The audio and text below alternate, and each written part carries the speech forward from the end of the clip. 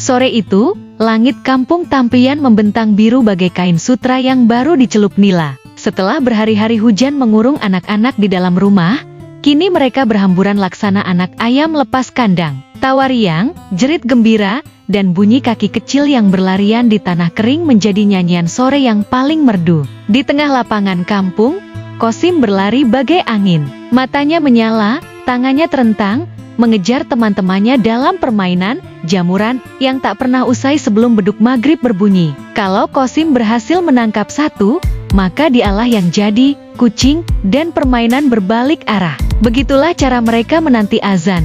Sampai ibu-ibu memanggil pulang, atau langgar kecil di ujung kampung mulai ramai anak-anak mengaji. Di beranda rumah panggung yang berdinding bambu, Syekh Mahdum menarik napas panjang sembari memandang anak-anak itu. "Nyai, kopinya mana? Sore begini paling enak ngopi sambil ngunyah singkong rebus panas," serunya pada istrinya yang sedang sibuk di dapur. "Bentar, Bah, airnya belum mendidih. Kayu bakarnya basah kuyup, bekas hujan kemarin," jawab Nyai lembut. Hujan memang baru saja reda setelah berhari-hari mengguyur kampung Tampian. Sawah hijau mereka, kebun seperti memakai jubah zamrud baru. Para petani tersenyum lebar.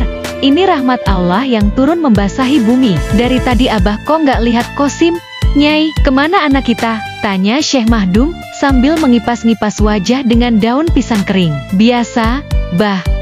Main sama teman-temannya. Mumpung cuaca cerah, biarkan saja. Anak kecil kan memang tempatnya di luar rumah." "Bukan itu, Nyai. Jangan sampai pulang kelewat maghrib. Ini malam Jumat, pamali. Banyak setan gentayangan."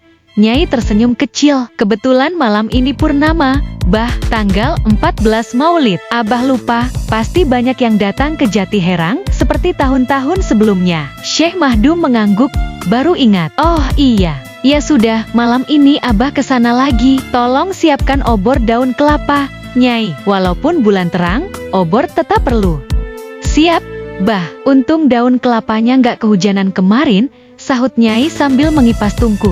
Ritual mandi di sumur keramat Jati Herang pada malam Jumat Legi tanggal 14 Maulid sudah menjadi tradisi turun-temurun. Siapa saja yang punya hajat ingin cepat dapat jodoh, rezeki lancar, atau anak akan datang memohon berkah pada sumur yang konon diciptakan Ki Boyot Santri dengan cucuran tongkatnya. Malam pun tiba. "Assalamualaikum."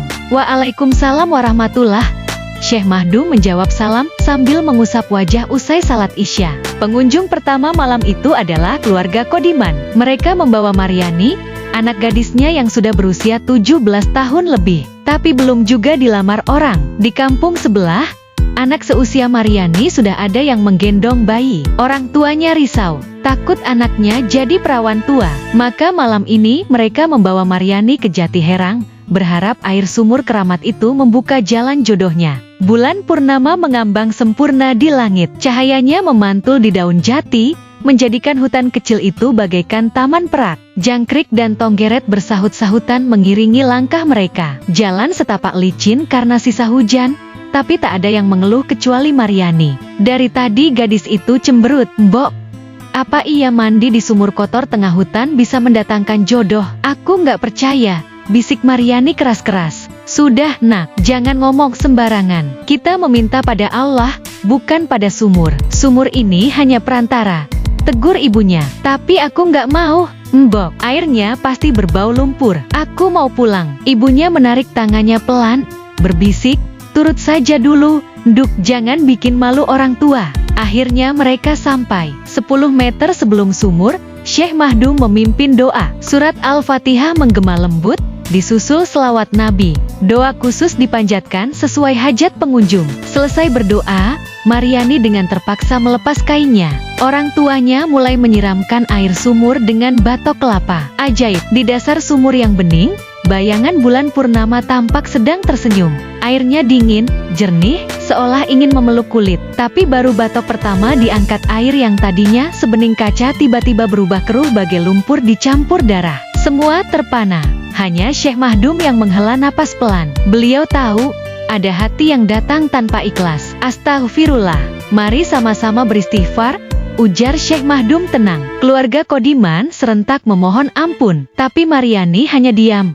Wajahnya masam. Ritual terpaksa dihentikan. Mereka pulang dalam diam yang mencekam. Jangkrik yang tadi riang kini lenyap suaranya. Langit yang tadi berhiaskan bintang tiba-tiba gelap gulita. Untung obor daun kelapa buatan Nyai menyala terang, menerangi jalan pulang. Di tengah perjalanan, Syekh Mahdu mulai bercerita, suaranya mengalir bagai air sumur itu sendiri. Dahulu kala, Ki Boyot santri dan para santrinya melakukan perjalanan jauh. Ketika melewati hutan ini, mereka kehausan. Tak ada sungai, tak ada mata air. Dengan menyebut asma Allah, Ki Boyot menancapkan tongkatnya ke tanah. Seketika memancarlah air jernih yang tak pernah kering hingga kini. Minumlah sepuasnya, sabda beliau. Semoga air ini menjadi berkah bagi penduduk kampung. Konon, kedalaman sumur ini tak pernah terukur. Siapa saja yang datang dengan hati bersih akan mendapat rahmat. Tapi siapa yang datang dengan hati kotor, airnya akan berubah keruh dan malapetaka mengintai. Keesokan harinya, Maryani demam tinggi. Tabib terbaik dipanggil, tapi penyakitnya tak kunjung sembuh. Hanya Allah yang tahu sebab musababnya. Malam itu juga ada rombongan dari kampung sebelah yang nekat datang tanpa pemandu. Mereka tersesat berputar-putar hingga ke gunung pasir, tak bisa keluar sampai fajar menyingsing. Ketika ditemukan warga, badan mereka lemas bagai kain basah. Sejak itu, tak ada lagi yang berani lancang mendatangi sumur Jati Herang tanpa izin dan tanpa hati yang tulus.